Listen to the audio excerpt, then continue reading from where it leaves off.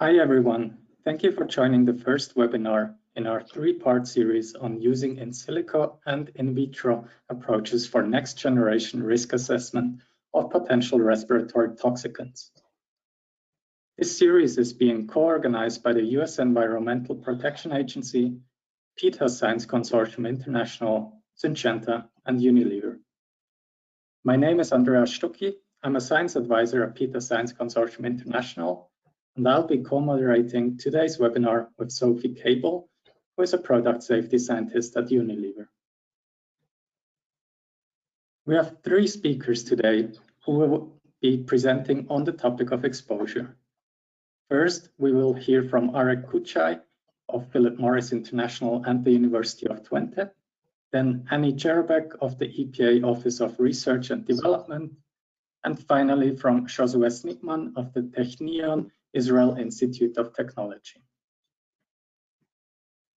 Before I introduce our first speaker, I'd like to point out that the slides and the recording from today's webinar will be posted at the link on the screen shortly after the webinar. You can also register on the webpage for the next two webinars in this series, which are being held on May 26th and June 2nd.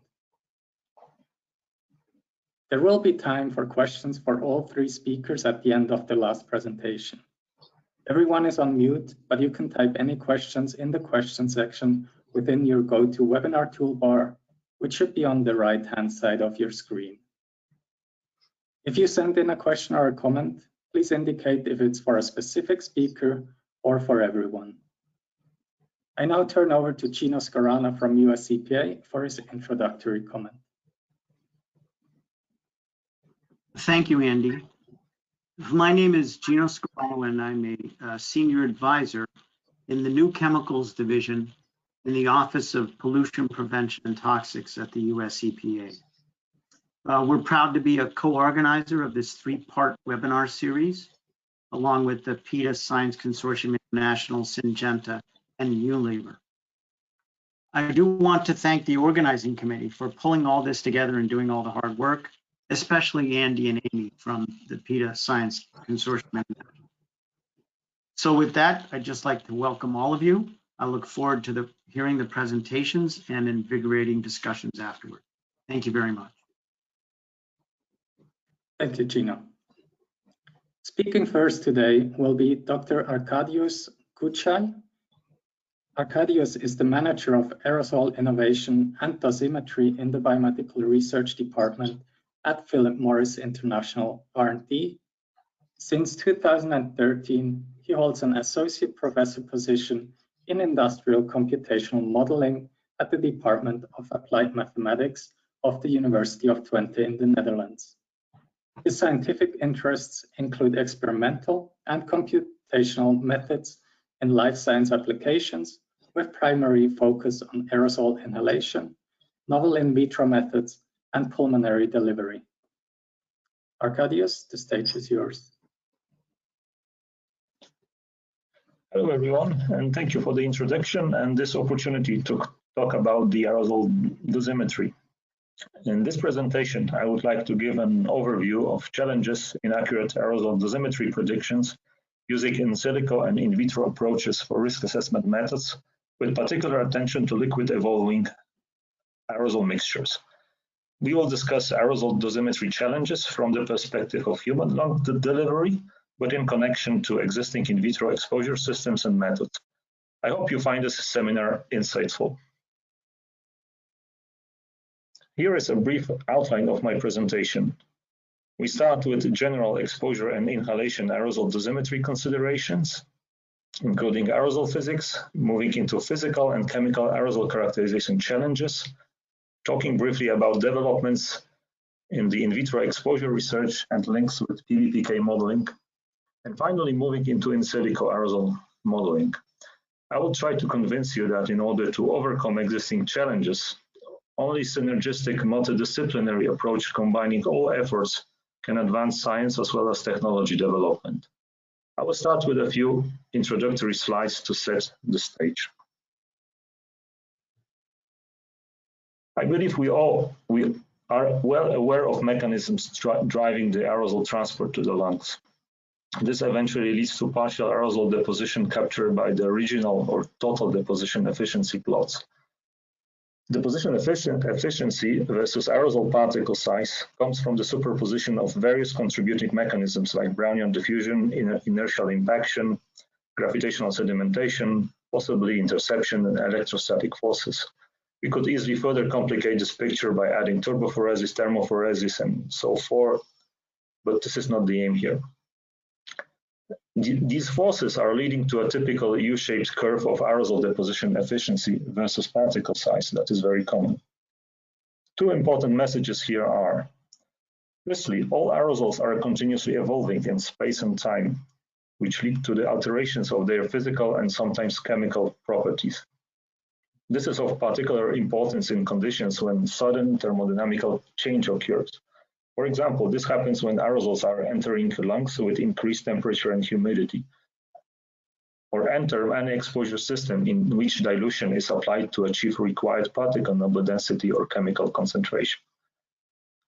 Secondly, please note that aerosol deposition efficiency is mostly driven by physical mechanisms.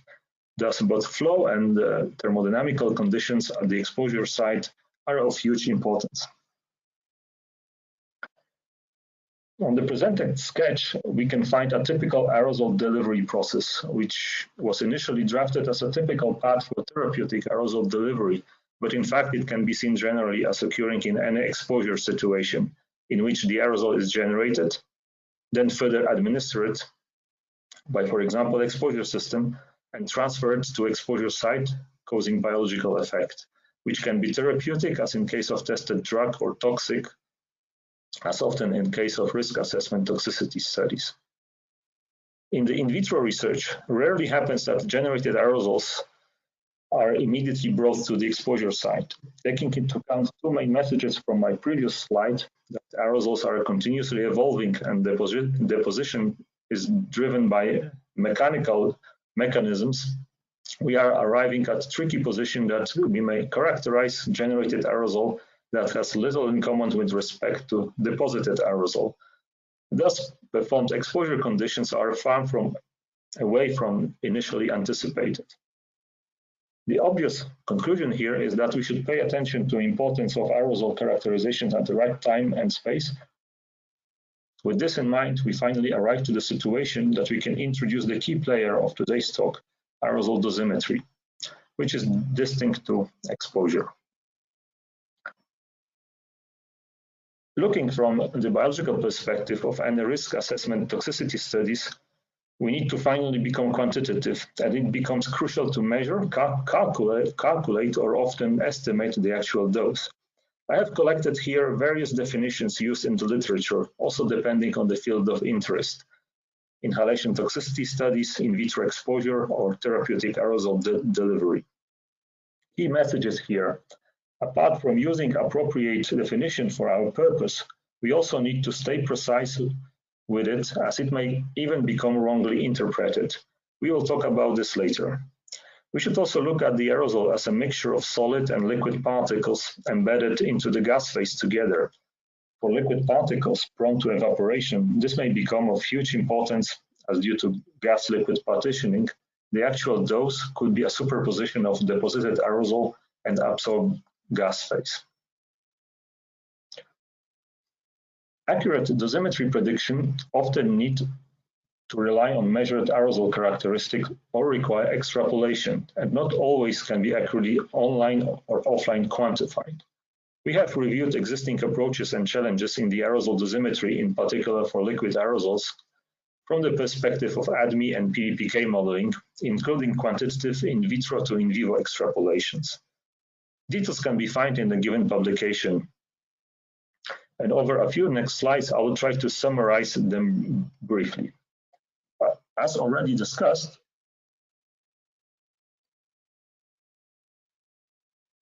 the initially generated aerosol from the source can be far away concerning its characteristics to the one that is delivered and causes biological effects. The accurate and modern dosimetry predictions must include aerosol evolution and inhalation topography with long morphology. This statement was particularly made for long delivery, but altered with modifications in red. In general, and valid for any exposure systems, including in vitro studies. Apart from aerosol characterization, we need to know the exposure flow conditions and system geometry in order to predict dosimetry. Let's discuss this one by one. Aerosol characterization, physical and chemical. We distinguish between individual particle properties, but as a matter of fact, particles are rarely delivered as monodisperse, but almost always as polydisperse aerosols. In particular, for liquid aerosols, the morphology and shape are not so important. We can treat liquid particles as spherical in shape. However, the phase partitioning, presence of active substances either in the gas or liquid phase, and partitioning between those is of key importance.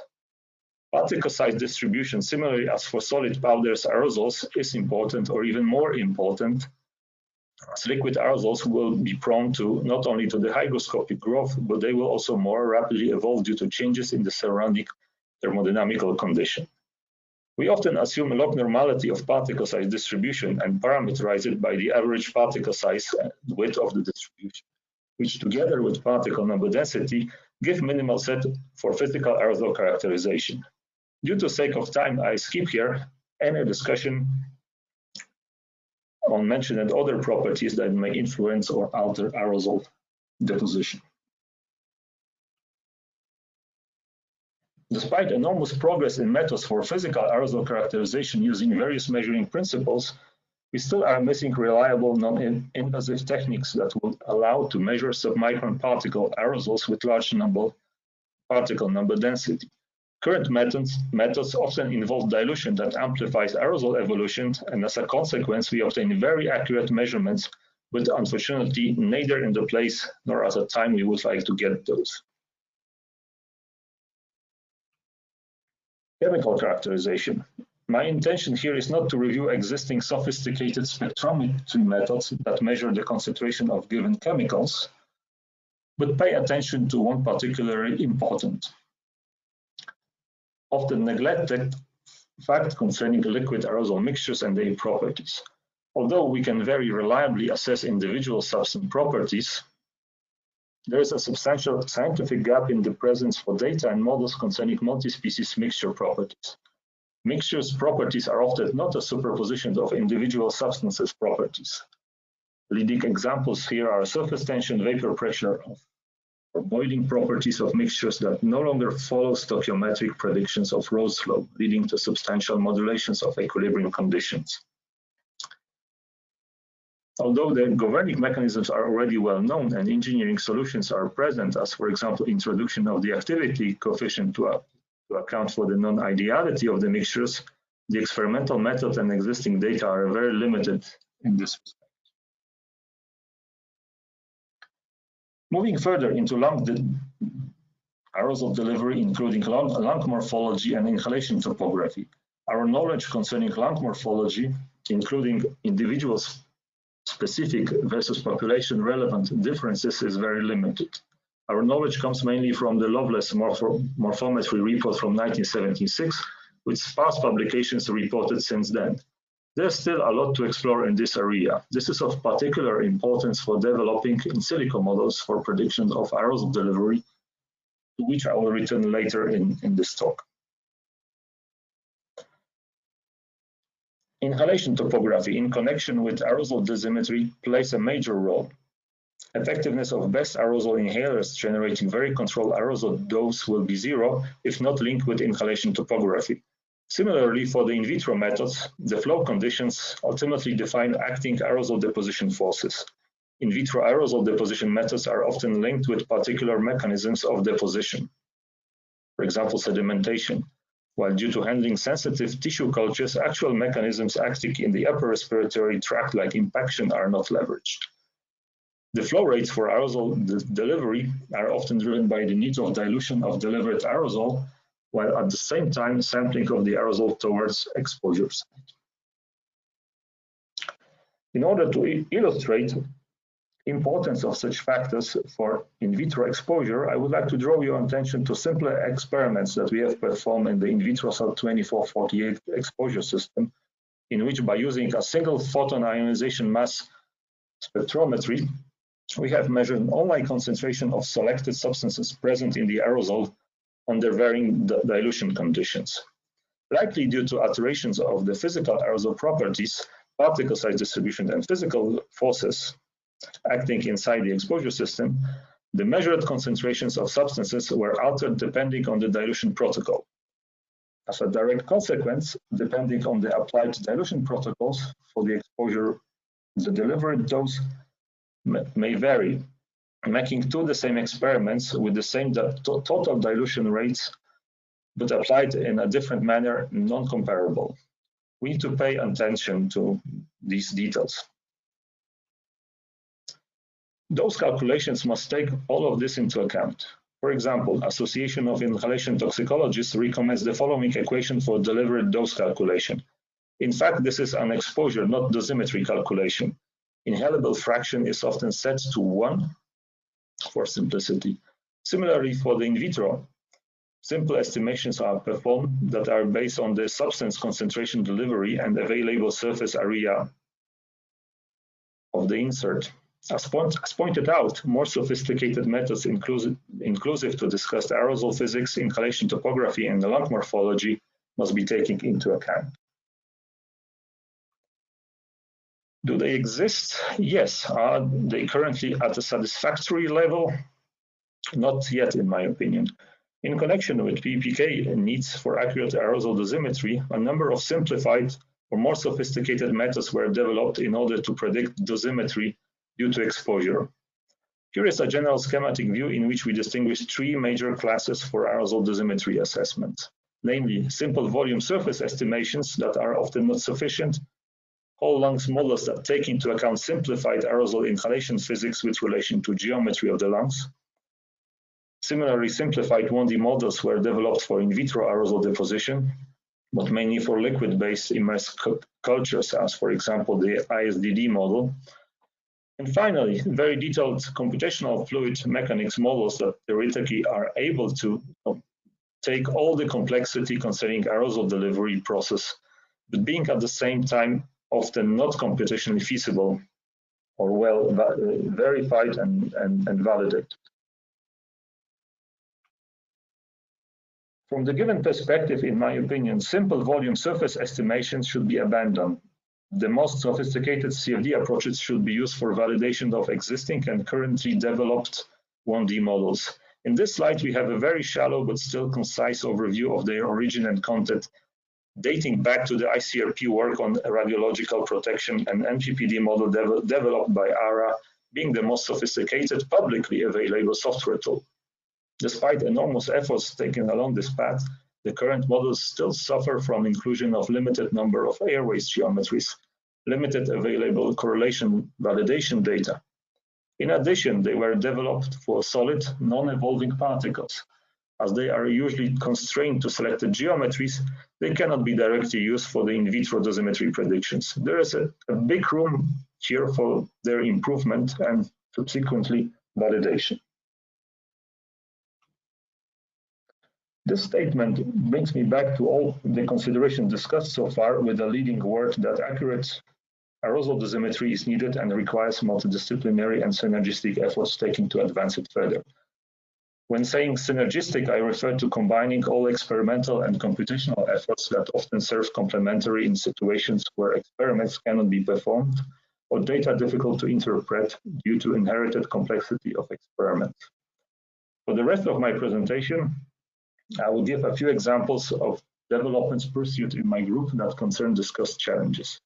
This is related to advances in the delivery of morphometry data concerning rodent airways useful when advancing simplified whole lung models, development of physiologically driven in vitro system for aerosol exposure inhales, development of human lung casts for experimental research, and also sophisticated CFD simulations using fully thermodynamically coupled software package concerning aerosol generation, transport, evolution, and deposition, namely Aerosol.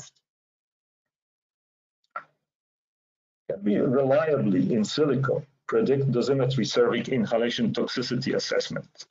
The answer is yes, and here is a general flowchart in which we need to take into account the scanned lung morphology, respiratory physiology, and aerosol characterization, including application of the whole lung modeling approaches along that path. This can be achieved by performing scanning of lungs, re-rendering of the obtained micro-CT images, and creating computerized skeleton of the lung that can be accurately measured with respect to the number of airways, their size, diameters, and angles. By application of developed whole lung models in appropriate geometry and considering relevant flow rates, we can predict aerosol deposition in various strains of animals, also humans, following similar path like in the MPPD model. So we are performing large number of in vitro studies using organotypic culture systems. Existing in vitro exposure systems deliver aerosol through a less or more complex aerosol delivery lines. Often delivered aerosol gets deposited, altered, and diluted in a non-physiologically driven manner. As a consequence, even though precisely calculated in terms of the dose, the aerosol characteristics, particle size, gas-liquid partitioning, will be of different magnitude in comparison to the one which is naturally driven by the inhalation process. Identifying these challenges, we have developed InHealth, which is an exposure system based on the physiologically driven processes. InHealth consists of 3 pumps simulating mouth and connected by trachea, and 2 bifurcation 2 lung lobes. At the bottom of each pump, the exposure inserts are located. By application of additional bronchial tree module, appropriate aerosol flow modulations can be achieved following naturally existing airways constrictions in the lungs. The system allows to perform more realistic aerosol exposure, having defined inhalation profiles that may also take into account various breathing patterns, including exhalation. The manuscript describing InHealth functioning got published past year. We are currently working on the next prototype, which includes temperature and humidity controls within the system, along with a number of improvements concerning its functionality. Going to the in silico work, we have developed a very comprehensive computational fluid dynamics platform for simulations of generation, transport, evolution, and deposition of aerosols. The platform name is Aerosol. It is open source based on the OpenFOAM CFD package and publicly available on GitHub. It can be used for various applications in the aerosol research. We are always keen to advance it further in collaborative manner with interested parties.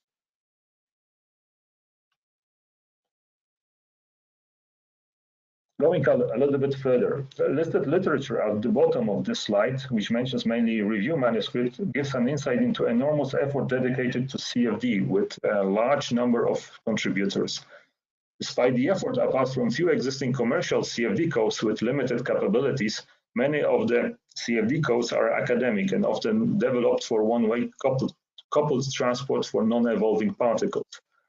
Some others, without mentioning particular examples, although very detailed concerning the Lagrangian approach modeling, are not feasible for large particle number density flows. We took another route here by developing a code which is publicly available, gives ability to perform simulations in the Eulerian framework with 2 distinct approaches to resolve the local particle size distribution. The 2 methods are a sectional and the 2-moment method. Aerosol is likely the most sophisticated publicly available aerosol CFD package that allows to treat the liquid aerosol in a coupled manner, linking the governing mass, momentum, energy conservation equations with the aerosol transport equations concerning multi-species transport, both in the gas and the liquid phase, and of course the particle number density transport. The whole framework concerning physical models, mathematical, and computational approach was published in detail in a number of manuscripts. We have applied it, for example, in studies concerning liquid aerosol transport in the model of the human upper respiratory tract, to which I turn next. For the experimental investigations of aerosol deposition, we have developed, based on the available airway geometry, the CAS model of the human upper respiratory tract.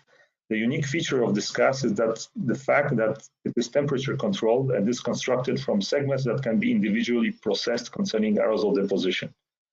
Currently, we are embedding a technology allowing us to control the humidity inside of this geometry. And eventually, such developments can be used for improvement and validation of the in vitro exposure systems. We have performed a large number of simulations with liquid evolving aerosols in this geometry. On this slide, you can see a few snapshots of steady-state flow of the aerosol mixture consisted of water and glycerol particles at 50 degrees Celsius, flowing into the cast geometry kept at 37 degrees Celsius.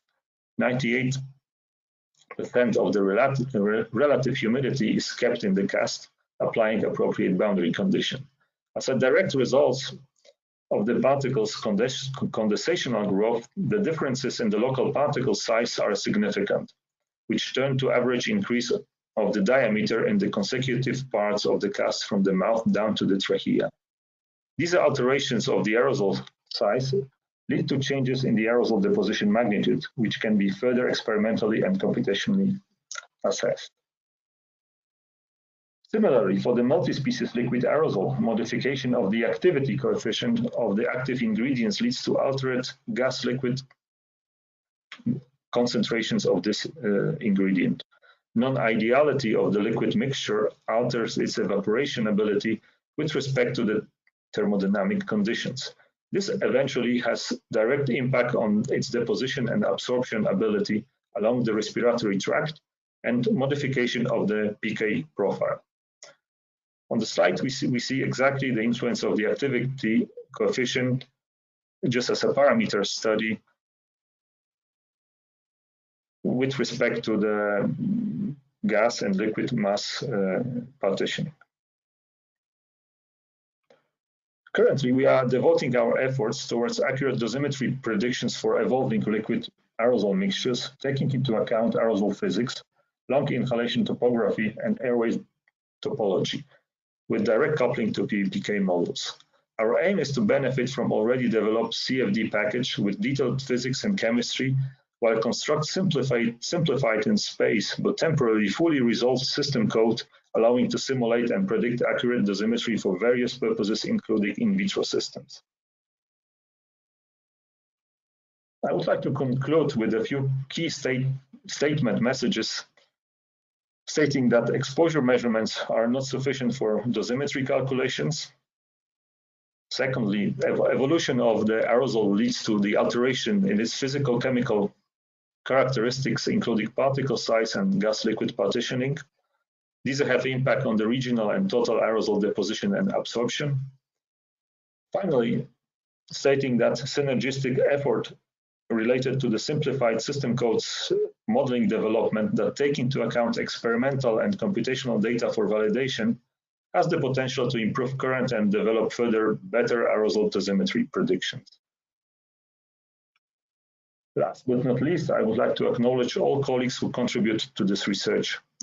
We are always open for collaboration. Please contact me directly by email in case of any questions. With this, I would like to thank you very much for your attention. Thank you so much for that presentation, Eric. I would just like to remind people that we do have a question box if you have questions for any of the presenters to submit them. And we've had a few through for you. So I guess the first question would be, when do you see advantages of some of the more simple models versus CFD for risk assessment? I think there's a lot of going on these days on development of CFD models which are linked with simple models in the lower respiratory tract. I believe from the high performance computing perspective, there's still a big gap in order to simulate such complex scenarios. On the other hand, if we think about application of these models, thinking about biological aspects, what matters here are the mostly PK models, which are very fast and can be resolved within a split of a second or minutes. So from my perspective, CFD should be used to validate mostly the simplified models, and validated, simplified models should go hand in hand with the PPK modeling. I don't know whether I answered the question. It sounds like it covers across a few different things. We've had another question through about if you have any experience with nanostructures materials with regards to aerosolization and deposition in the lung. I briefly covered this, but just on the slide, with respect to definition of the dose, as you may have noticed on the slides presenting different definition of the dose. From my perspective, the nanoparticles are super important in terms of the surface properties. So then the dose definition is altered. In our research, we mainly concentrate on the liquid aerosol mixtures. Thus, I would say I'm not an expert in nanoparticles. That's fair. And then I guess maybe a couple more questions that we've had through. One on for which chemicals can the aerosol be used? Are there limitations with regards to some of the parameters like viscosity, vapor pressure, water solubility, applicability of them? So the framework was developed general. It can take any chemicals that for which basically the physical chemical data are existing. So it's up to the user to define these chemicals. The platform is multi-species, so we can basically create a mixture of these chemicals. And of course, it's on the user side to find appropriate models in terms of these physical chemical properties and use these models in an appropriate way. I think there's, I mean, the chemistry of the aerosols is quite complex, but here I would say everything is possible. Okay, thank you. And we've had another one through about, could you elaborate a little more on whether aerosol can be used for any particles or aerosols? So I guess it covers that applicability domain of aerosol again, but more on the other side. Yes, I think I covered this with the previous answer.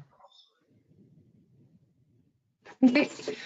And then another one through saying again, thanks for a great talk. Once exposed, the dose is not static in vivo. So while most in vitro is more or less a static exposure, how do we link dynamic dose happening in vivo extrapolated from the in vitro data? If you have a perspective on that. Yeah, this goes a little bit beyond the scope of my talk, thinking about what is happening with the aerosol once it's get deposited and then it is absorbed. What I can say, I believe in this domain, a lot of more research is needed. I think there's a great potential in the organotypic cultures to be used in connection with validation, verification with respect to our knowledge. I think it's not a very straightforward answer, but it's also a not trivial task. No. And then I guess maybe one more question we've had through is about what information and parameters about the aerosol do we need to obtain to use CFD? So more about the actual being able to use some of the models. Yeah, so this depends on the, I mean, in CFD generally, we start always with setting the boundary conditions. So the boundary conditions are either at the boundaries, geometric boundaries of the domain, or for example, inlet conditions. So quite often we do not, let's say, generate the aerosols by, for example, nucleation, but we need to set appropriate inlet conditions for the aerosol. So what is required usually is of course the particle number density. I would say generally the information about the particle size distribution, including particle number density. If we have details concerning, let's say, shape of the distribution, that is very useful. Otherwise, we can parameterize it with the average mean and the width of the distribution. So this is on the physical side. On the chemical side, we need to specify what sort of mixture we have. If we speak about liquid aerosols, so we need to know the chemical properties of these mixtures. Ideally, it would be great to know the partitioning between a liquid at the gas phase at the inlet. And I think that's kind of all what is needed. Thank you very much for your answers. Thank you very much, Jarabek. Our next speaker is Dr. Annie Jarabek. Annie is a senior science advisor in the Center for Public Health and Environmental Assessment within the Office of Research and Development at the U.S. Environmental Protection Agency. Her career there has been devoted to developing methods for risk assessment, primarily of inhaled agents, including the deployment of dosimetry models for interspecies extrapolation, and more recently, to create context for the application of new approach methodologies. She received the Arnold J. Lehman Award for Risk Assessment in 2020 from the Society of Toxicology, the Risk Practitioner Award from the Society of Risk Analysis in 2008, and the Lifetime Achievement Award from the University of Massachusetts. She has gold, silver, and bronze awards from the agency, as well as several Best Manuscript Awards over the years from the SOT Risk Assessment Specialty Section, and another in 2020 from the SOT Exposure Specialty Section. Annie?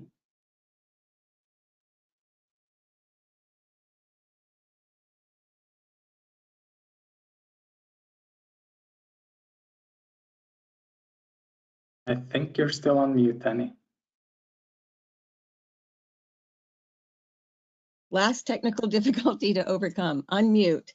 Hello, everyone. Sorry for the issues. Thank you, Andy, for that intro. Amy, I'll try to set the stage as best as I can, given that I'm not going first.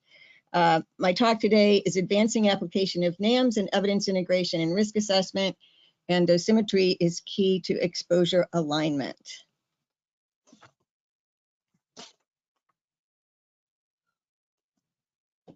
And my slides are not advancing.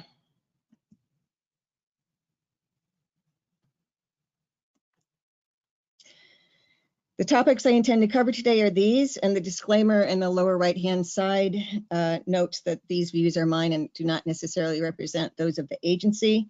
I'm going to approach the talk from the context of challenges in risk assessment, notably coherent evidence integration across a large landscape of potential applications. I will then highlight some important transitions, both conceptual and computational, brought about by contemporary advancements, and then focus on translations, how mechanistic modeling and reporting standards can integrate new data into current assessment approaches. This slide depicts the risk assessment landscape, starting with screening approaches and ranging through provisional or reference health benchmark values to national standards such as the NAAQS, the National Ambient Air Quality Standards, such as PM for particulate matter and ozone, with which you might be familiar on the right. The names of those benchmark values in the middle are not so important, but an appreciation of the dimensions of the applications is. Note that the regulatory requirements, the scientific evidence, the predictive capacity, and the degree of verification all increase going left to right as well. And the computational strategy also shifts dramatically from data mining or abstraction to very directed model structures.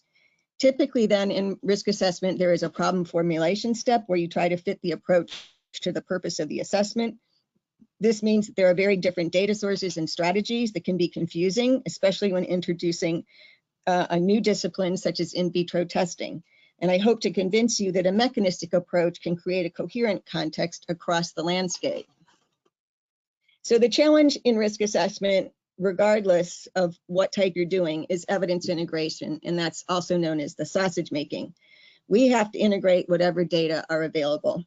The modernized approach for systematic review of literature data and development of a dose response assessment is shown on this slide. It starts with scoping and problem formulation to scrape the literature shown on the left, and then the data are reviewed systematically with software, hopefully, according to a PICO statement, population, exposure, comparator, and outcome. And that statement is crafted to identify selected evidence for evaluation and integration. So you might have an exposed versus a non-exposed population to a specific chemical, and you compare them for a specific outcome, for example, respiratory effects.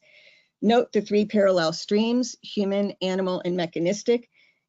They're typically approached in a tiered fashion, and in vitro data are currently considered in the mechanistic data.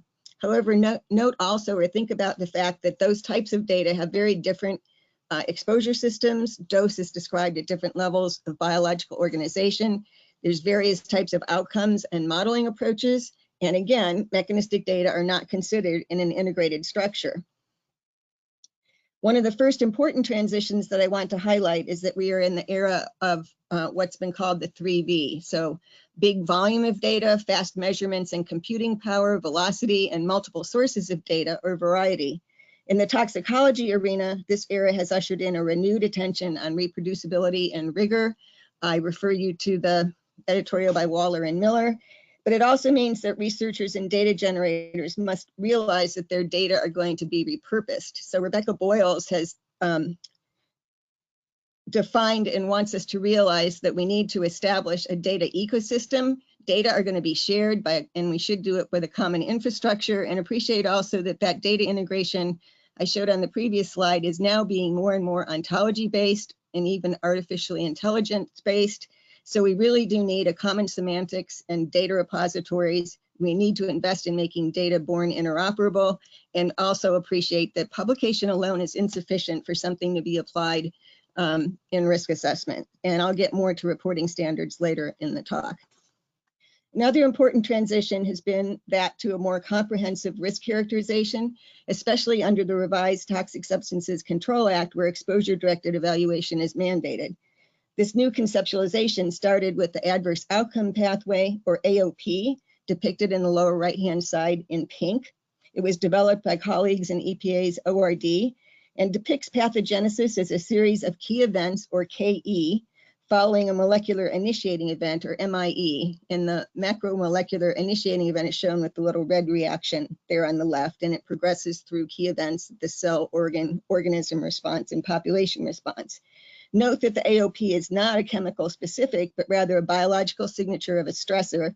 It's shown as one pathway, but it's really can be a network. For example, you might think about all the different stressors that might cause epithelial perturbation and what sequence of sequelae might ensue for asthma. The AOP helps to organize data and identify key events for measurement. In a similar fashion, the aggregate exposure pathway, or AEP, was then introduced to organize exposure data, and that's shown in the upper left in blue. Key exposure states progress from emission from a specific source through transport and transformation to different media, air, water, and soil, and interface with the receptor. The transition between the two frameworks is the target site exposure, and you're going to hear me say TSE a lot, so that's what it stands for. This is where chemical specific absorption, distribution, metabolism, and elimination may play a role.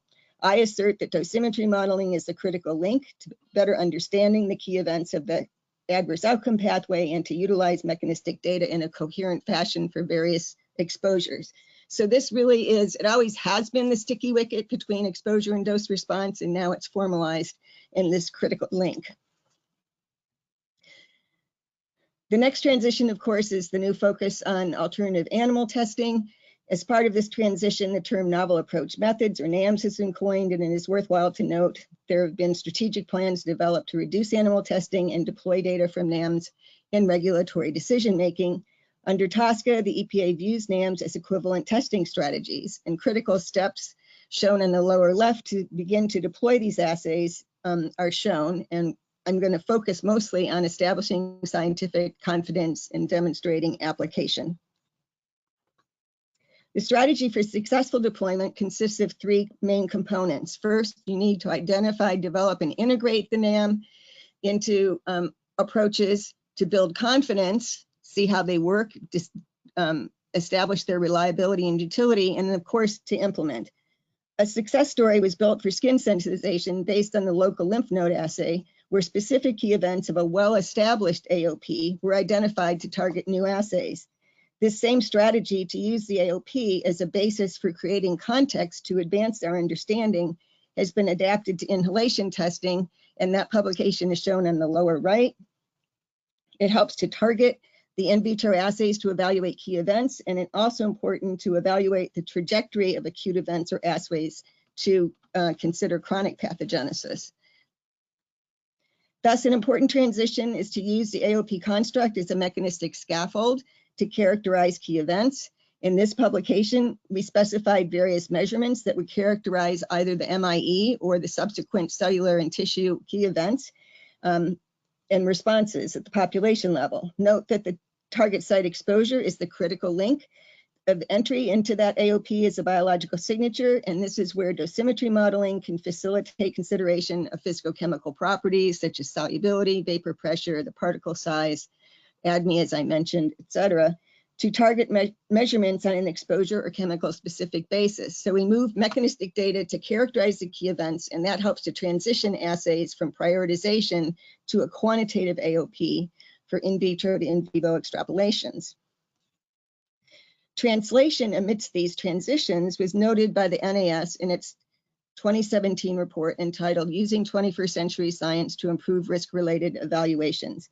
Exposure alignment refers to expressing the results from various exposure platforms on a consistent basis, taking into account the exposure system and operative processes determining dose or the target site exposure. And this is a figure from that report. Exposure alignment ensures that the inferences and dose response are made on the same basis. Depicted on this slide are cell-free systems on the left, cell culture, air-liquid interface, organ on a chip, and then whole animal and human in the right with the column in light blue. Note that the physicochemical properties and ADME determinants in the green boxes are what need to be characterized to be able to consistently characterize that exposure metric. Some of those determinants are shared and some are unique to the given exposure system. I assert that mechanistic modeling can greatly improve this translation. Mechanistic modeling involves empirical modeling, not just observations of what. We really need to understand how and why they occur. So you need qualitative agreement with the current biological understanding of the pathogenesis process, and hopefully also quantitative agreement with test measures of the key events. This can provide insights on important physicochemical properties. It translates the experimental designs to improve data integration, addresses differences between test systems, species, and humans. That's going to refine inferences. And most importantly, it quantifies and explores these properties systematically and consistently. So mechanistic modeling can improve translation by providing that alignment of the target site exposure to evolve into a quantitative AOP and a computational framework. Because what is important is the functions that dictate one key event to the next. So those functions are shown in red as FX. And what we really need to know is not so much does key event 1 precede in a sequence key event 2, but we really need to know how much of key event 1, how much cellular cytotoxicity results in the next key event, say regenerative cellular proliferation. Constructing it this way also allows you to develop models in a modular fashion to characterize those different transition states. And note that the critical link of toxicokinetics, shown in gold with the asterisk again, and dosimetry translate the exposure as the entry into that quantitative AOP. But you really need a quantitative AOP for dose response and risk characterization. So dosimetry models and risk assessment are deployed as the name depicts. Dose can be exposure, for example, at a population level, or the internal amount, for example, deposited or retained in particles. It's defined best as causal, or at least a metric best associated with the toxicity endpoint that you're using to evaluate your dose response relationship. Metric is just that, measurement, for example, mass, surface area, or number of particles. The scale of the metric should be the same as the observation of the endpoint, for example, an entire lung region or perhaps a local specified cell type. Model is your conceptual or quantitative description of an important process, and it's used to simulate different exposure scenarios and experimental designs. The conceptual basis for such models is shown on this slide. Note that they are not to scale, but there's very different patterns, airway architecture and airflows in these two different species. So to integrate human and laboratory animal data, as well as now to incorporate in vitro data, you need to systematically account for differences in the exposure system and the regimen, the anatomy, as I mentioned, and physiology, breathing mode and ventilatory activity pattern being two. So I'm going to focus on dosimetry modeling for particles. I just want to have the in vitro folks appreciate that this is not something we're torturing you with now, but it has a historical precedent for a long time. There was early appreciation that somehow coal dust, inhaling coal dust, was causing pneumoconiosis. The effort to define particle dosimetry became very data rich with the radionuclide effort in the 40s. They had the circumstance where you can track alpha, beta, and gamma particles very well. It's been the basis for size selective sampling strategies and standards. Since then, we moved from total suspended particulate to PM10 and 2.5 because we had a better understanding of dosimetry and pathogenesis. This is the basis of the National Ambient Air Quality Standard, or NAAQS, for particulate matter. It's also the basis of other dosimetric adjustment factors used in various risk assessments. It was an evaluation criteria when we tried to move away from asbestos and use ceramic fibers or man-made vitreous fibers. And it's also used to target your pharmaceutical drug delivery, such as your inhalers. So the physical chemical properties of particles to consider, because they interact with species-specific respiratory tract anatomy and airflow, to determine inhaled dose are shown on this slide. Those in purple determine the aerodynamics and deposition as an inhaled particle encounters abrupt directional and velocity changes, as illustrated on the right, when the particle moves or is transported from the proximal to distal airways. Other physical chemical properties, such as solubility and surface chemistry, define clearance kinetics and retain dose responses. As our understanding has evolved, dosimetry modeling has also matured into very mechanistic structures. And what I'm illustrating here is the multiple path particle dosimetry schematic. It uses fundamental first principles of physics, laws of conservation of mass and momentum to describe airflow and particle transport. And you develop equivalent aerodynamic diameters based on dimensions and density. So it's no longer empirical modeling, but you have specific mechanisms of inhalability, impaction, diffusion, and sedimentation shown as the ovals for the areas of the respiratory tract where they dominate. Note that the relative contribution of each mechanism differs in each region and by species and airflow. So the model also allows species-specific architecture and airflow to be described, as well as breathing modes, such as either through the nose or mouth, and activity patterns. And it also includes clearance from the lower respiratory tract, as shown in the very lower right. Clearance mechanisms consisting of dissolution and physical translocation by the mucociliary escalator, phagocytosis, and translocation to the interstitium are a bit more difficult to determine experimentally because it requires time course data, which is rare to get, but really needed. I would note, however, that dissolution may be an opportunity for in vitro data to inform such models, and my colleague Gino Scarano will be talking about that in a later portion of this series. One dosimetry model that has matured sufficiently for EPA to create its own version is the multipath particle dosimetry model that I mentioned. It has ARA, Applied Research Associates, has developed this model over the years, and the agency just completed an external review of a version we plan to offer publicly. And our version has a revised graphical user's interface, or a GUI, to correspond to those PICO statements and some updated algorithms.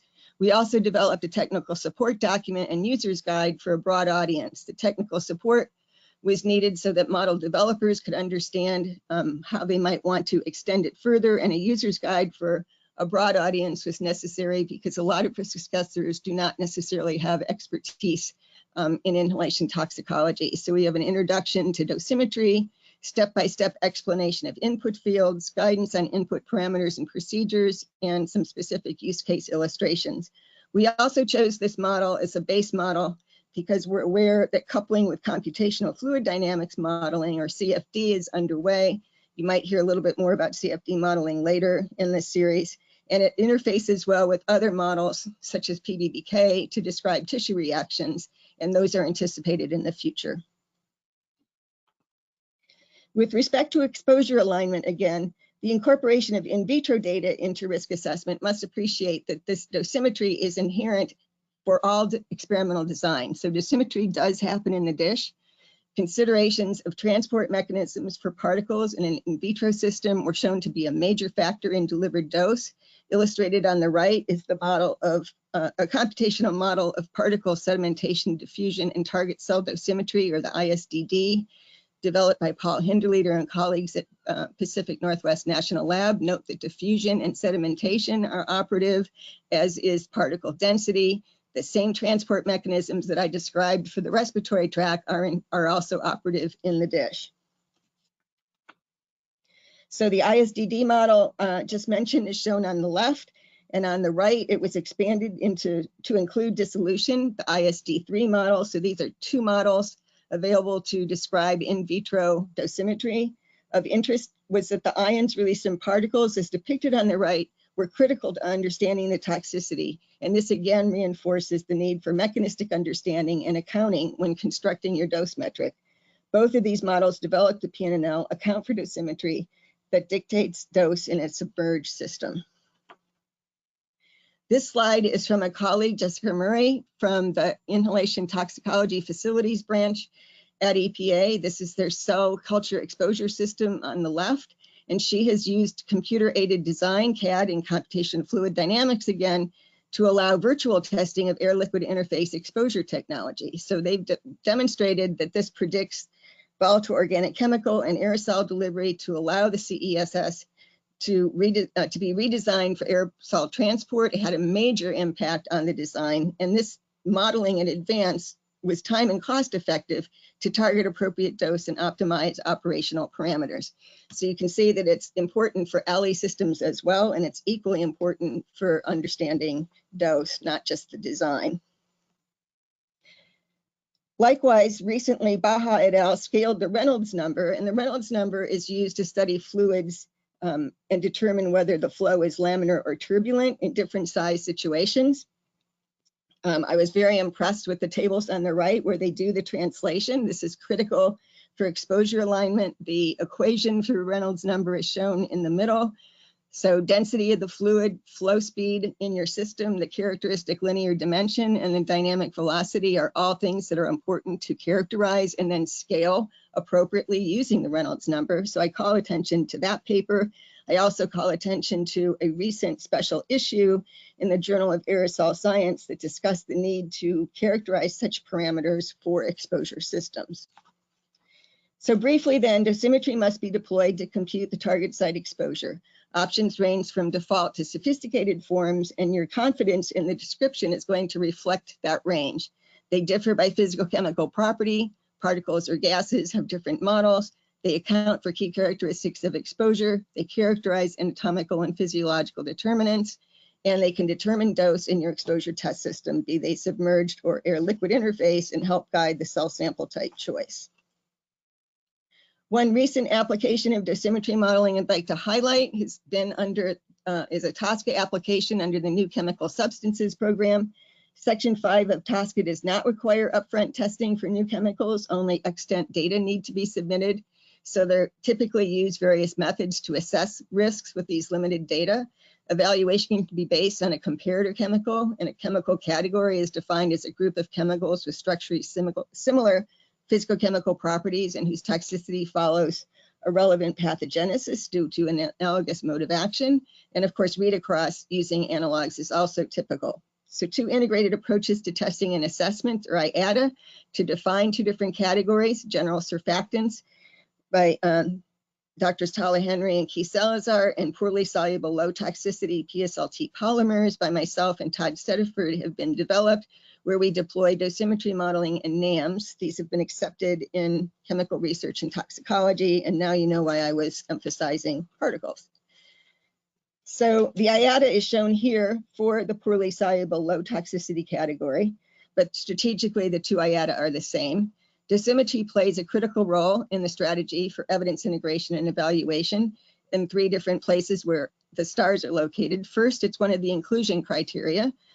Is the candidate polymer even respirable?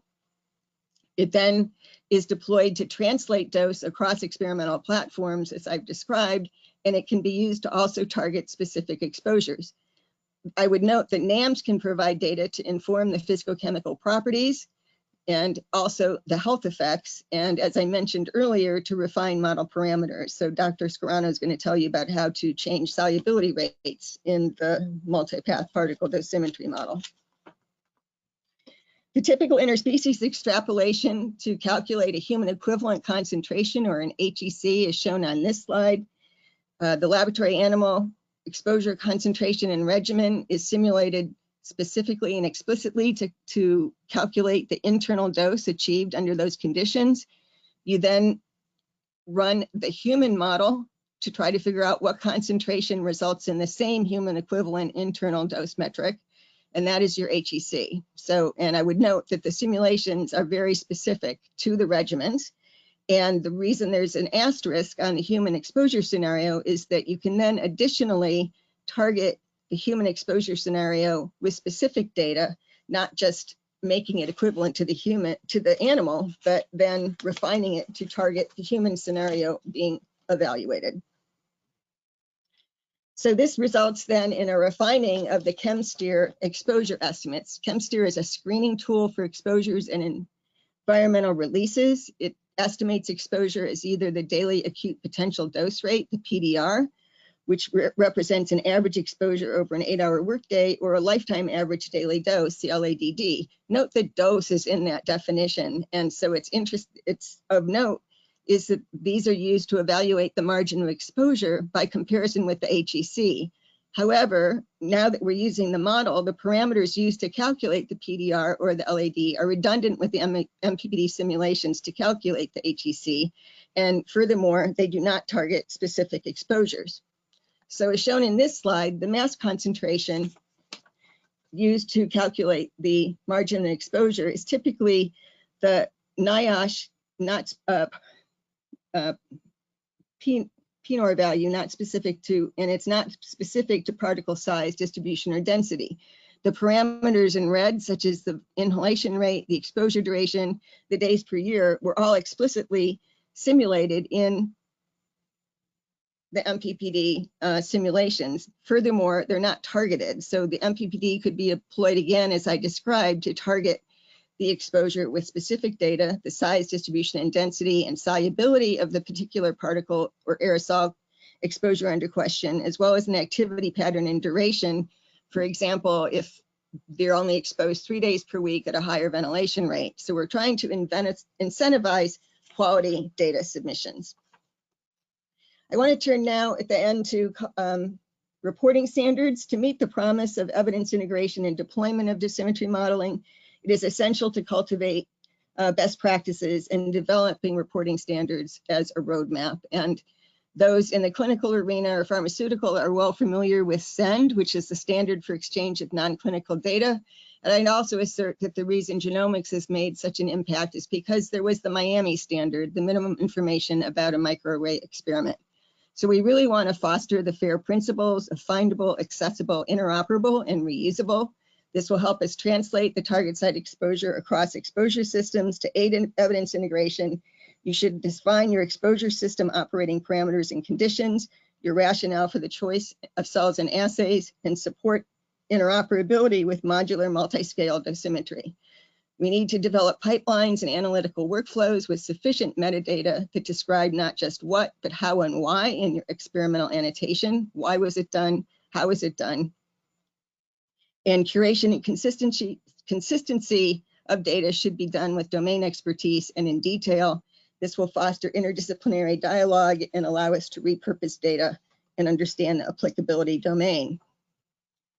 So I've been working on reporting standards, again, from the perspective of what likely impact my inferences and ability to use in vitro data, and especially to be able to reliably compute exposure alignment. No surprise, generation system and specifications for exposure systems is critical. I've already mentioned dimensions and volumes in the ISDD model were critical. Airflow rate is also going to be another, and various different, you're going to get very different delivery in the two systems on the bottom, and I need to know what those delivery mechanisms are. Obviously, concentration, analytical methods, temperature, and humidity, and importantly, relevance to the target scenario, including the regimen and duration and the physicochemical characteristics. Do I know enough to have the mass transfer properties, and do I understand the deposition mechanisms in the system? The same thing goes for questions, important questions regarding the cell systems deployed, and these support other reporting standards. The culture system, what is the demonstrated reliability? What's the, regarding cell types, what are the sources and the provenance? Are they metabolically competent? What's the rationale? For example, what's the relevance to the target scenario? The media, viability, in particular for the assays, what are the relevance to the key events? What's the established performance and variability of the assay? Because this helps to determine what the response levels are and the rationale you might use for that response level. Proper scale up to a human equivalent concentration, or HEC, as I showed for interspecies. It's also important for in vitro systems. It's another requisite step for exposure alignment and risk assessment. I'm showing here the typical calculation for interspecies extrapolation of particles, and it can be extended as shown in red to in vitro to in vivo extrapolation. So a regional deposited dose can be used between animals and humans. The A stands for animals and H subscript for humans. Typically, you then normalize that deposited dose to either the surface area of the region you're seeing the effect, or it could be more specific, like the number of alveolar macrophages. And the minute volume, shown as VE, can be age specific and incorporate a ventilatory activity pattern, or as I showed on the slide, should be the flows achieved in your system. So a very simple example illustrates my concerns for reporting. I went to the Corning site to find the recommended incubation parameters for cell culture plates. Interestingly, the volume to surface area ratio, which is a very crude measure of potential flux, was nowhere near consistent. This could result in the different in vitro to human scale values that I show on the right. And that could potentially impact confluence and polarity, variability. My inferences are going to be subject to the delivery mechanisms and dose. So given all the determinants that I discussed already that are not included in this very simple illustration, you can readily appreciate why we are not necessarily getting consistent results, and that's going to impact my exposure alignment. So to consider these in a systematic fashion, I have developed an AOP-inspired IATA. Dosimetry plays a key role in two places, as indicated by the stars. So again, you start with problem formulation, you identify your target exposure and the inhaled agent, you evaluate the existing information and physicochemical properties, you use a dosimetry model first to predict the internal dose in the human and its location based on ADME and AOP as you understand them. You choose then an appropriate exposure system, cell types and assays, perform a battery to test key events in a potential AOP, and then you use the dosimetry model again to translate and integrate results. Specific IVIV challenges are shown here, and I've already mentioned them. You need to define the relevant dose metric in sufficient detail, scale up to human equivalent concentration, specifying the degree of demonstration and verification for the endpoint assay and its prognostic significance is critical. You need to determine the disease dimension evaluated. Is this representative of an early or late key event in an AOP? And to characterize the uncertainty and variability. Uncertainty factors for intrahuman toxicokinetics and toxicodynamics are not necessarily obviated. I think I probably illustrated that well enough. And really, we need to evaluate the cell as a target system surrogate. So what's the target tissue specificity, the spatial representation, and the metabolic competency are three that I think about. So I hope that I've convinced you that we must move both in vitro data generation and modeling forward together to create a coherent context and a modeling strategy. Importantly, we can leverage expertise in methods already developed for inhalation exposures and interspecies extrapolation.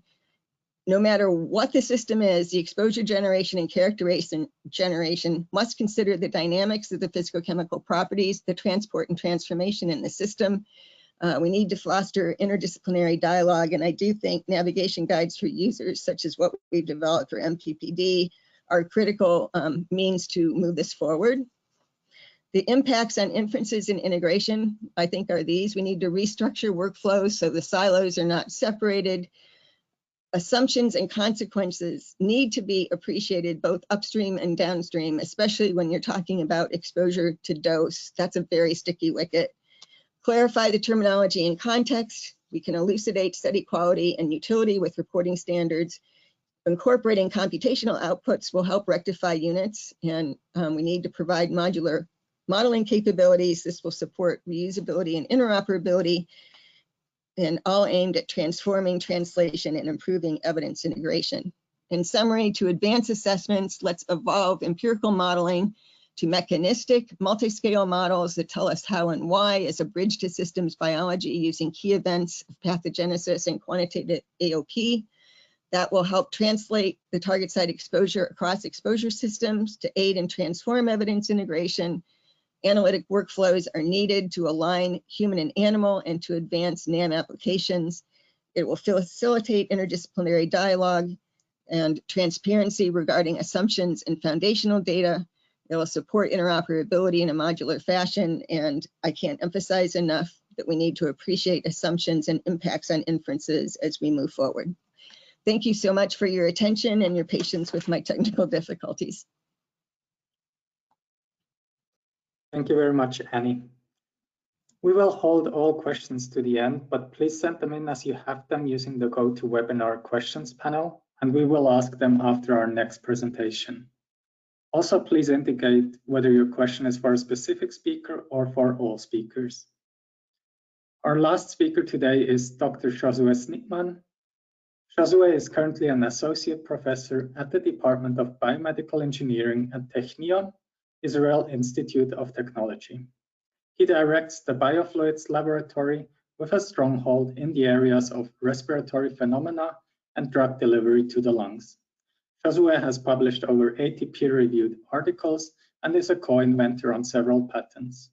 He was awarded the 2015 Young Investigator Award by the International Society of Aerosol and Medicine for a researcher under 40, and most recently, the 2018 Emerging Scientists Award in Drug Delivery to the Lungs by the UK Aerosol Society.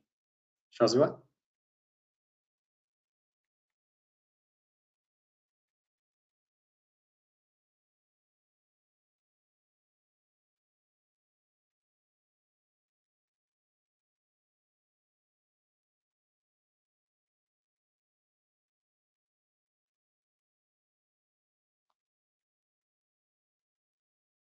You're still on mute, Josue. Is this better? Yes, that works. Thank you. Apologies about that.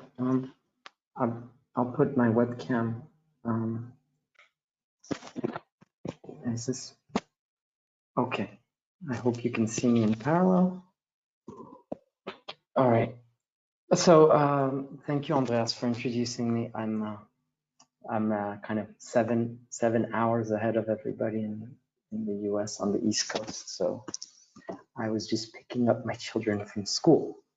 So with that in mind, I think a lot of the things that you've just seen in my colleague's presentation now will kind of resonate with some of the aspects. So this is a much more focused or narrowed window of some of the work we're doing and putting it in a context of in vitro and in silico bridging. So I'll just jump ahead. As Andreas said, I'm a mechanical engineer by trade, and I think I like to use this analogy, but the first thing that comes to my mind when I look at the lungs is the fact that it's a multi-scale problem, and the multi-scale aspect covers various characteristics And one of them, which is in my eyes the most important, is the concept of length scales here. And this is extremely relevant because the minute we're going to try and attempt to translate in vitro models, it needs to be acknowledged that we're going to have an extremely limited view. And that curtails a little bit the questions that we'll be able to ask and answer. And this is something that we need to a priori take into consideration. 1 second, please. Via Internet, j'aimerais bien que vous ne parliez pas pendant que je donne le truc parce que c'est impossible. The realities of video conferencing in 2021. So this is a slightly overwhelming slide, and the reason I put it this way is because for those of you who later on would be interested in picking up on the reference, it gives you an overview of the in silico world. If you focus for a moment on the left-hand side, and it really picks up on some of the things that were brought up in the previous presentation, one of the aspects I've been very much involved with a number of colleagues is everything revolving around computational fluid particle dynamics. And without making a very long story, these are models, and all models have their limitations. But in thinking of models, then one of the important things that needs to be said is that there's a model that pertains to the lung geometry, the lung morphometry, flow modeling. Non, là, les garçons, je peux pas. Je peux vraiment pas, vous partez. J'ai besoin que vous montiez dans votre chambre. Non, maintenant. Je peux pas.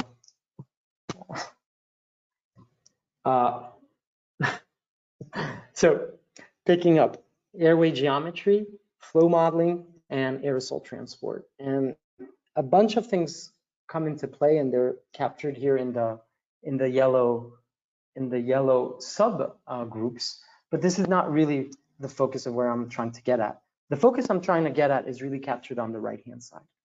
And it needs to be said, even the most prolific research groups that are tackling anything to do with inhalation assays in silico face the fact that you can't just model this multi-scale problem.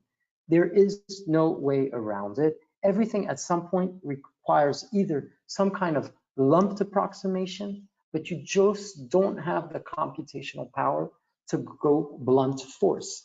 And I'm exposing this because what you see in practice is this kind of breakdown, this breakdown of going for extrathoracic airways, this breakdown of kind of bridging extrathoracic to tracheobronchial airways, or having a bottom-up approach, which is working on acinar airways, acinar structures, and hoping to go more proximal. But there is no blunt trachea or nasal down to the entire acinar regions. And it's a reality, and that reality means that in predicting deposition, there will always be a no free lunch kind of rule, which is a compromise of the resolution of the data, its specificity, and also how sensitive the deposition predictions are. And this spans, of course, traditional 1D models, like the ones that are typically used in the pharmaceutical industry. And on the other hand, having what I would call 4D models, which is 3-dimensional in space, and adding on the temporal resolutions. And this is just something that I think the audience needs to keep in mind, is there's always this kind of compromise. And I'll show you the limitations of where my own group and my colleagues have gotten to. So this is just one example, and this is what I would call a kind of mesoscale model. So the idea was to have basically, I'm going to run you the video. So what you can see are these kind of acinar structures that are human-based, based on morphometry. And you see, for example, a normal breathing pattern against a deep inhalation pattern, and looking at the deposition of these acinar structures, which in themselves, seen from a modeling point of view, are relatively complex. And then they're integrated in these kind of repeating structures that are connected to these bronchi tree. And truth be told, and I don't have time here to go into everything, but if you look at the references, one of the promising things is, on the one hand side, these kind of structures are able to reproduce the kind of benchmark 1D model predictions. They follow very well. But suddenly, on top of this, you have a lot more precision in exact generational deposition, not just that, but concepts of hotspots, concepts of heterogeneity between gravitational orientations within lobes, etc., etc. But of course, the model I'm showing you is screened. In other words, it has no a priori knowledge of what was, say, screened proximal to what you're seeing. So you would still need a model on top of it to basically screen the inhaled aerosol population that made its way to the mid-conductive regions into the acinar regions. So again, you need to evaluate some of these limitations. And here I wanted to show you very briefly kind of the detailed kind of evaluation predictions of deposition fractions that are not just, of course, sweeping across particle sizes, but the difference between the inhalation and exhalation cycles seen in the various color schemes. So you don't need yet to draw so much attention at the details of the plot as much as the concept that the level of data that you can extract that may not necessarily now corroborate with the level of data you can extract when you go into in vitro. And this is one of the points I'm going to get to there. And I know this is a completely used and abused leitmotif and cliche citation, but I strongly believe in following this motto, and that, of course, all the models are wrong, but some are useful. And I'm going to make the case for the in vitro world that they're extremely limited. And as long as you know what your focus and target is and what you can do in terms of biological endpoints, then they have a reason of being. And it's very important because the multi-scale challenge that I really drew your attention to as an engineer, because of course the focus, my point here, my punchline is coming from engineering and bioengineering these assays, is that they're limited. They're limited in scale, they're limited in scope, and they're biologically in its function limited. So going to the preclinical in vitro gold standards, I use this schematic, and it's a crude schematic of focusing on the deepest airways. And of course, this is a schematic of an alveolus. By no means is it representative of an alveolus, but it shows you a feeling for what is the makeup, cellular makeup of what's going on in the deep regions, whether it be the various alveolar epithelial cells, type 1, which is basically the barrier, type 2, in essence, the surfactant secreting cells, the presence of alveolar macrophages across the alveolar capillary barriers, endothelia, basement membrane, etc., etc. It's a complicated business, and then as we've alluded to in the previous talk, there's the in vitro world. And traditionally and historically speaking, we started with the Petri dish, which is of course far from the truth in the first sense that it's immersed conditions. And so in the last, I would say, decade or so, or even before, in the last 20 years, we really had a massive push in having basically a gold standard being the air-liquid interface setups, which is really the bread and butter of these days. And of course, it leverages these membranes, and you grow on the apical and potentially on the basal side of the membranes. But my eyes, again, seen from my very restricted kind of line of sight, is that the limitations, again, encompass the scale, the anatomy, and now my business, which is everything relating to flow physiology. And on top of the flow physiology, which is inhalation airflows, for instance, and that you are transporting basically some form of particulate matter. So this aerosol exposure, right?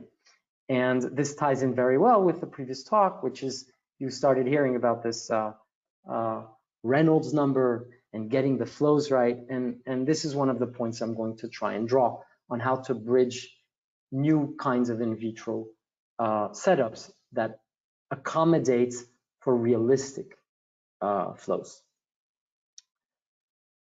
If I look today at what I would call advanced in vitro pulmonary platforms, in other words, those that are moving beyond the transwells and the air-liquid interface, I consider there are two schools of thoughts. There are more two schools of engineering designs, rather. One has to do with the world of flexible membranes, and really where the emphasis is basically the analogy of creating transwell platforms, based platforms, that are arrays of, in this case, alveolar structures that are reproducing the next level of complexity when it comes to strains, when it comes to displacing membranes, where it comes to growing the alveolar capillary barrier, and so on and so forth. In fact, I picked up here a wonderful new publication in PNAS where they show these, what you're seeing in bright field here, these moving membranes, and here a confocal microscopy of the nuclei. So basically these human alveolar epithelial cells that are grown. So these are primary cells. So there's two worlds, and the other world is of course driven by the microfluidics. And there's a trade-off between the two, and I'll loop the loop at the end by kind of showing how I perceive qualitatively the fields. But there's basically the arrays of flexible membrane versus morphometric or morphological structures via the microfluidic world. That's kind of how I see the differentiation. Now, where I come into play here is kind of sweeping through these scales. And again, I can't reproduce the entire scales in one go, so I need to draw on basically a novel, fancy, or just smart ways of fabricating elements, but they're cropped, right? In other words, they're only pieces and they're not integrative across. And that's one of the realities, which means that the questions that ensue need to be adapted for the model.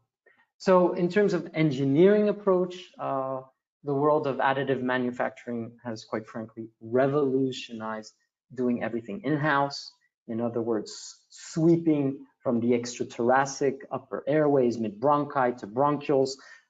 Basically, you can make a version of airway trees yourself.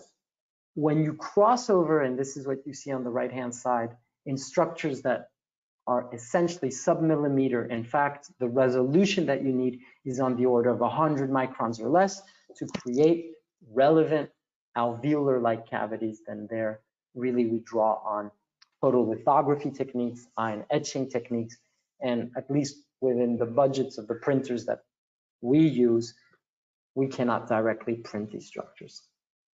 So I'm giving you a first example. I'm going to basically give you just two working examples of what our lab has contributed.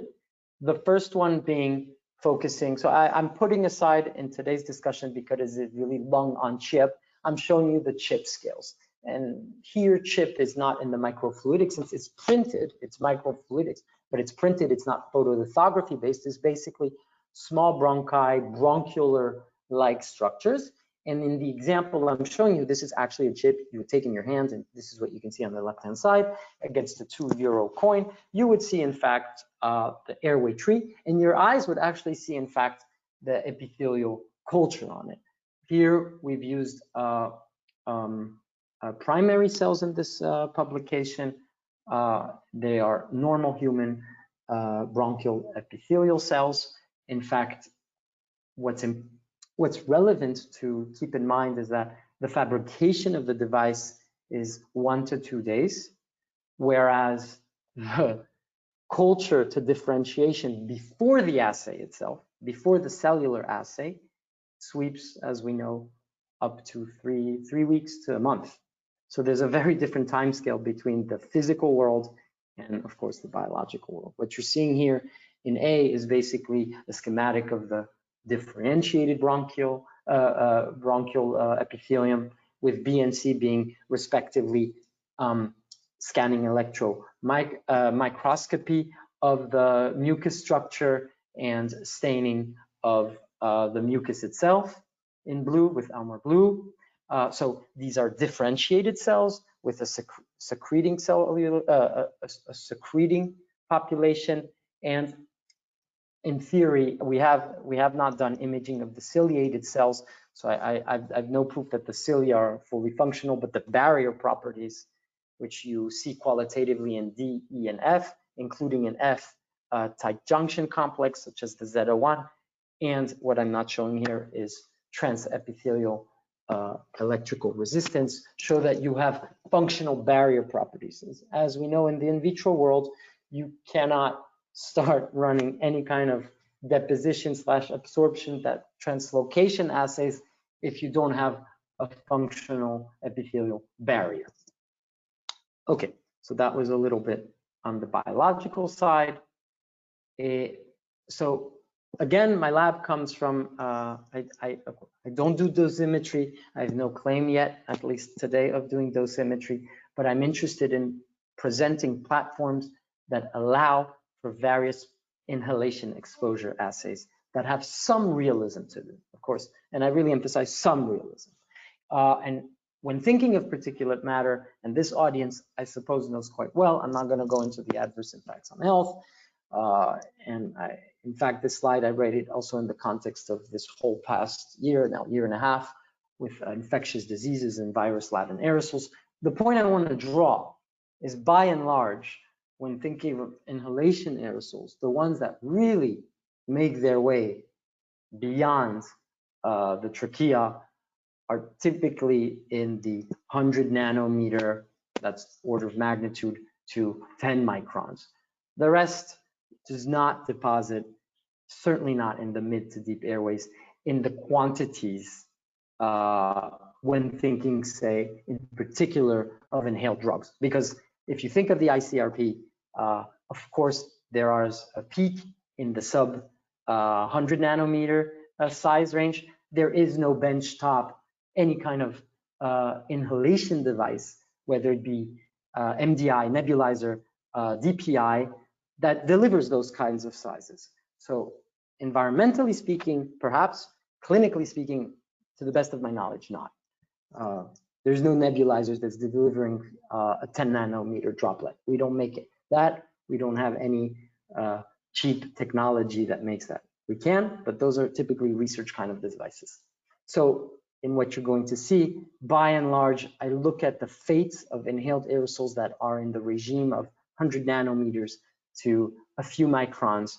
I usually stop at about 5 or so in doing the in vitro assays.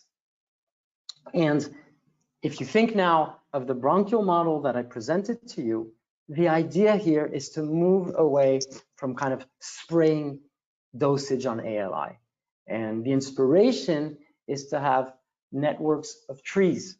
Now they are, of course, just a small portion of what an airway tree is, but the idea here is that when you do an inhalation assay, the aerosol is flown or is transported, it's airborne in an environment that's flowing at, what my colleague was saying, the right Reynolds number, the right flow rates inside internal flows.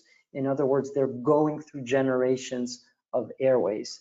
And then we integrate those chips. So what you see, what I called here the bronchial chips, at the end of these 3D printed airways.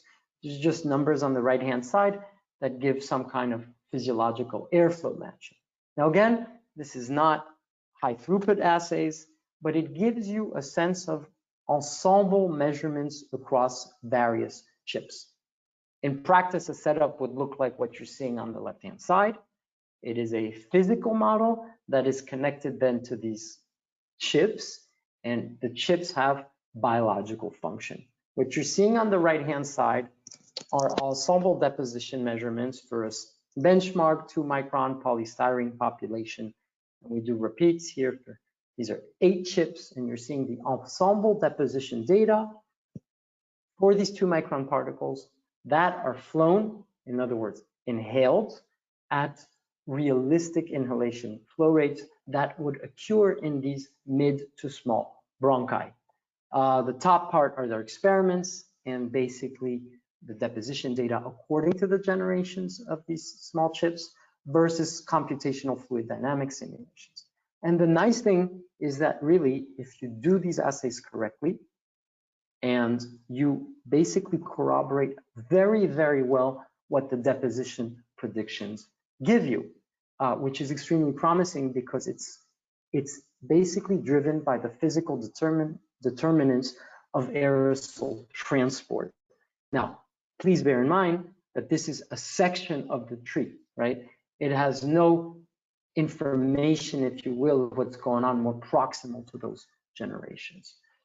And the other thing that's important to say is that, of course, you're limited in creating kind of massively high throughput. But on the other hand, you have a lot of flexibility in terms of investigating changes in the physical determinants. For instance, one of the things in the paper we show is that actually you can take the entire structure, rotate it, investigate a different gravitational orientation, which, as you can anticipate, will hugely modify the deposition outcomes.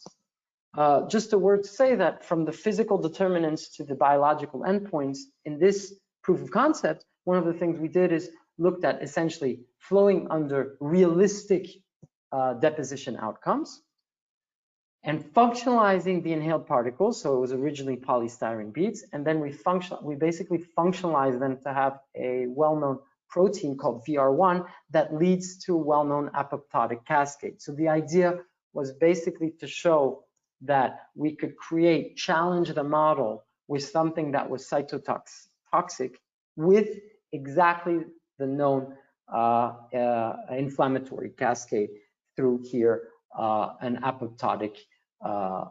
So let me backtrack and tell you that the choice for VR1 would correspond, for instance, as an environmental particle such as fly ash that would lead to this specific cell death. So we wanted to make sure that we go from basically this, in this case, deterministic deposition through gravitational sedimentation and flowing. And this leads not to just any kind of cell death, but one that ties exactly with the functionalized particles. Because as we know, of course, anything inhaled at some point is cytotoxic.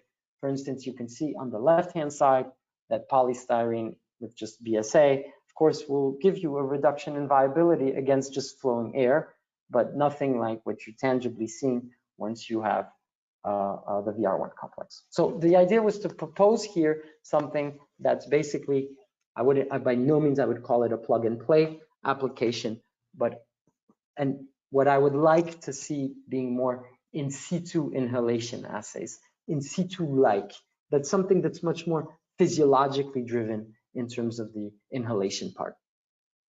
If you go down one scale, so you need to keep in mind, I'm basically hopping between the bronchial scales to the acinar scales. And I told you it's a multi-scale challenge. At the moment, I don't know of any group.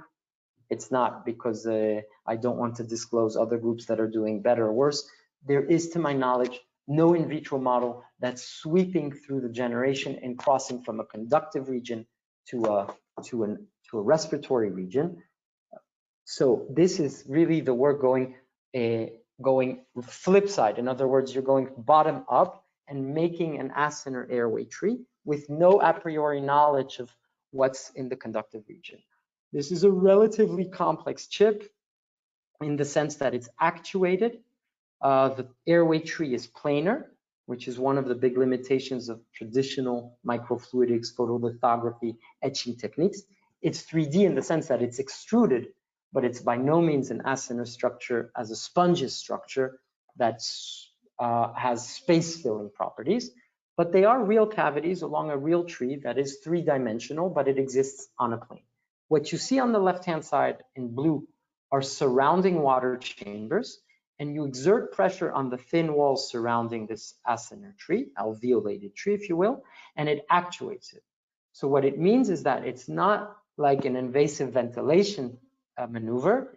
It is, in fact, as if you were having diaphragmatic activity in stressing or pulling, straining the external walls and relaxing them. So instead of me explaining this in words, I'm going to show you what it does. So what you're seeing here is basically we just saturated fluorescent beads. So these are not aerosols, they're just beads in the fluid to show you the resulting flows that ensue from these physiological strains. So we get the right strains, which is 5–7% on a given wall when you breathe quietly. And all the flows you're seeing are the resultant of the wall actuation, which is a more natural way of how breathing would occur. We spent a lot of time characterizing airflows. I'm just showing you, there's a whole literature on what deep the airflows that exist in our acinar structures are, or what they were believed to be, and what is their importance and relevance. The point I will draw just to the audience, and I think this is interesting, is that as you go deeper and deeper into the acinar tree, the nature of the flow structures in the alveoli changes. It sweeps from these kind of interesting structures that are recirculating flows to expanding flows.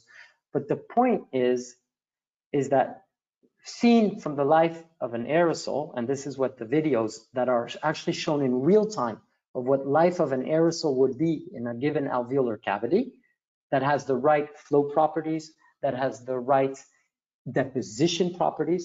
It's a complex world because you have diffusional interactions with flow interactions that have weird flow topologies. And this determines locally what the outcomes of deposition are. And the reason it matters, and this is a point I'm going to highlight now, is that we worked on kind of benchmarking the kind of deposition you would expect in these trees, sweeping through this interesting range of particles that are potentially inhaled from 100 nanometer to 2 microns. In the first row, you see experiments. In the second row, you see simulations. Again, it's basically trying to corroborate the in vitro microfluidics to the in silico computational fluid dynamics. What the intuition tells us is, in the eyes of the acinas, a 2 micron particle, and this is what you see in this column, the right hand image, is that it's basically impossible for a 2 micron particle to access deep into the acinar depths. And that has to do, of course, that in its eyes, it looks like a bowling ball just falling down. Note that gravity is pointing downwards in all these deposition maps. These are kind of normalized density deposition maps. And as you relax the size and you go smaller and smaller and smaller, then of course, gravity plays a lesser role and diffusion can start kicking in, tied in with the ventilation flow. And the bottom line is basically the front of all the particles can only access as deep as the tidal front goes. And this has repercussions in inhalation aerosol therapy for the following reason. If you're thinking, for instance, of systemic delivery, then you need to keep in mind that half of all the alveolar surface is contained in the last 2 generations of the tree. It's unless you were able to reach total lung capacity, you simply cannot get the bulk of the aerosol population, even targeting the right size range, to access that space. It's not within reach. It's not physically within reach, so to speak, seen from the governing forces that yield deposition. But the corroboration is very strong when you do these assays. So we learned a lot about local deposition. Of course, this is not a real acinus, and it never claimed to be a real acinus, but it has the right flow properties and the right determinants of deposition. Not all, but leading terms. Bridging back to biology, I just wanted to make a case here that we've leveraged these kind of acinar structures to look in growing now barriers and challenging these alveolar barriers to cytotoxic threats. One of the fantastic things that we've done, moving away from one of the gold standards of cell lines, which we used to work with, the A549s, which are very poor barrier, have very poor barrier phenotypes. My colleague Klaus Michael Lehr in Saarbrücken at the Helmholtz Institute was one of the first to bring in these human alveolar epithelial lentivirus cells, which are actually like type 1 alveolar epithelial cells and create extremely robust barriers. And this is what you're seeing here in the tight junction. In the middle image is really showing you the complex of Z01 junctions. And actually, it gives formidable tier values, extremely strong, healthy barriers. Of course, they're not primary cells, but when you benchmark anything, we've started really advocating the use of these high LV cells. And I'm sure actually Andreas amongst others is well familiar with this. And just to show you a last example here, what we did is, this is essentially a cytotoxic challenge using a proxy of a bacterial infection using one of the benchmarks, lipopolysaccharide. What we wanted to show here is you could use nebulized suspensions of the of LPS, challenge the barrier and start looking at endpoints of innate inflammatory responses. Here I'm showing one example using interleukin-8, a pro-inflammatory cytokine, using first in the top. So I'll just say that you're seeing nebulized suspensions here that are dyed to show you that when you connect these chips to nebulized suspensions, actually using a tabletop, a commercially available nebulizer, you can basically feed airborne liquid-based aerosols, because of course these are nebulized suspensions, and deliver them into these small in vitro systems. And one of the interesting things is as you increase complexity of the cellular makeup, what you're seeing here on the bottom is we used THP1, which is a macrophage-like cells. And these, of course, give you a concerto kind of an innate immune response. So you get a tenfold increase in the pro-inflammatory response once you integrate, start increasing the complexity of the immune population present. And that's one of the things we've done, is starting to make co-cultures that had increasing immune functionality. And just for the sake, this is what I wanted to show. Going back to where I started is, of course, everything's a trade-off. This is one of the things I wanted to show you in the realm, and it really kind of bridges back with the previous talk. There's something's got to give, right? If you think of throughput versus complexity, this is a qualitative kind of our own opinion of where the field stands, going basically from the in vivo world where throughput is very low, but you've got technically all the complexity, although I'm not sure in vivo animal is the complexity of course, the human complexity, but in terms of the engineering structure from in vivo and looking at the all the way on the other side, which is the well plates world, which is basically the peak of the throughput, and the inserts that are actually closing in shortly behind. And then there's a debate, I would claim, between what the flexible membrane community versus the microfluidics can offer between the throughput complexity. And this is room for debate, whether microfluidics can give potentially more complexity through these airway tree structures versus just an array of flexible membranes. But it's more to give you a flavor rather than put our finger on a hard characterization. So with that, I hope I was able to introduce some of kind of the new engineering techniques that are out there in terms of kind of giving a push in the inhalation assays. Thank you very much for your attention. Thank you, Josue, and thank you, Annie, for the two presentations. We've had quite a few questions through for both speakers. So I think if I start with some of the questions going back to Annie's presentation, if Annie's still there. We've had a question about the impact of hygroscopy for manufactured nanomaterials with regards to lung deposition and what your opinion is on that. I'm not sure I understood. Did you say hygroscopicity? I did, but I may have pronounced it wrong. Oh. No, I just wanted to make sure. It does change the diameter as you inhale it because of the humidification of the hygroscopic aerosols in the respiratory tract, but it's not, you know, an order of magnitude. And there are some models that account for that growth. And that is actually one extension to the MPPD that is on the horizon. Okay, and then we've had another question actually linking to using MPPD that also links into the challenges you mentioned around incorporating clearance. And the question was that the currently available versions of MPPD, the change you make to the clearance inputs don't significantly impact the output. And is it currently that you would need to couple it with other models to account for some of the clearance processes?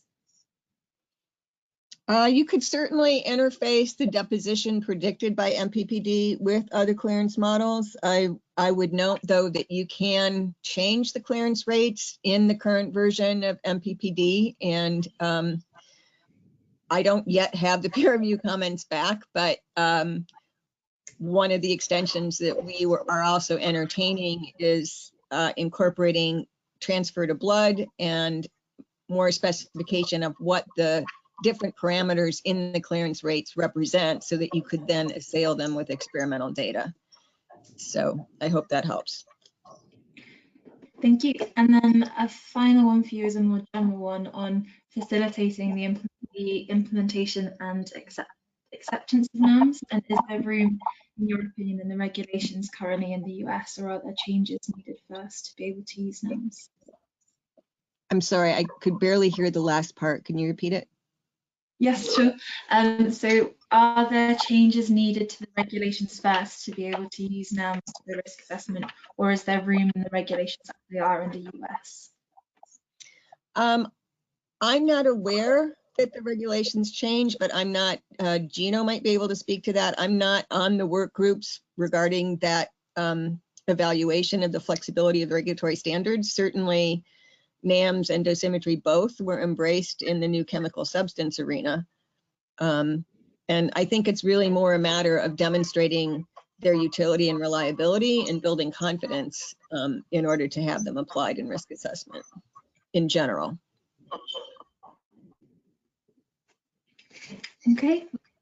And then we have, I think, 5 minutes left. So a couple of questions for Josue. We've had a question about what your opinion is on precision cut lung slices and using them for some of the endpoints that you discussed.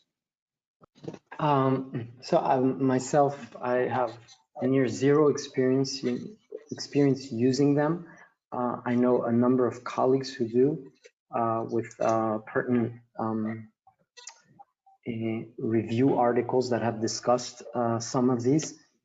I would say that, to the best of my knowledge, the only kind of precision cut I've done is through the kind of alveolar capillary barrier reconstructions, but they're in vitro. Nevertheless, you could kind of call them an in vitro histology at that point. But when it comes to in vivo deposition, I guess referring to animal experiments, my experience with animal experiments has not been related actually to inhalation assays, so I cannot comment too much. There are advocates. I know some colleagues in Germany who use very high precision, also in Boston, high precision cuts exactly for those purposes, but I can refer people to them. Okay. We've also had a question on the functionality of the LV cells that you mentioned, yes, and whether they produce lung surfactant or not. Pardon? Whether they produce what? Could you repeat? Lung surfactant, if they produce lung surfactant. Oh, no. So it's there's some debate about really whether, because they're type 1 like, in other words, they're the barrier ones. They're mostly type 1s. By and large, they don't. With that said, there are some unpublished data from actually the conceiving group that shows that there might, if I recall correctly, that they might be, but they are definitely not used for that purpose, being type 2 like. If type 2 is is what is of interest, then to the best of my knowledge, we've worked with the A549s, which are surfactant secreting cells. Otherwise, the truth is you need to really go into the primary cell world and use a biopsy-driven alveolar epithelial cells. Okay, then maybe time for one final question for you. You mentioned that you've looked at cytotoxicity in some of the cell models that you talked about. Have you thought about what kind of markers you would look to measure to identify some of the toxicities of substances, such as inflammation? Oh, absolutely. So actually, I'm a new bloomer in this field. My background was not coming from there, so this is really something we've picked up in the last 5 years. For the time being, we do a battery of tests which are various pro-inflammatory cytokines. Started getting into the world of TNF alpha. We do permeability assays, whether it's TEER or assessing the apparent permeability, which is, if you will, like a diffusion assay to see basically the level of health of your barrier. Various kinds of translocation assays. So I've been surfing and started doing neutrophil recruitment assays at looking at the transmigration of neutrophils across the barrier. So most of the endpoints are either immunocytochemistry staining kind of assays, or essentially ELISA for various endpoints relating to inflammation. This is at the moment the bulk of what our activities are focused on. Thank you very much. Thank you.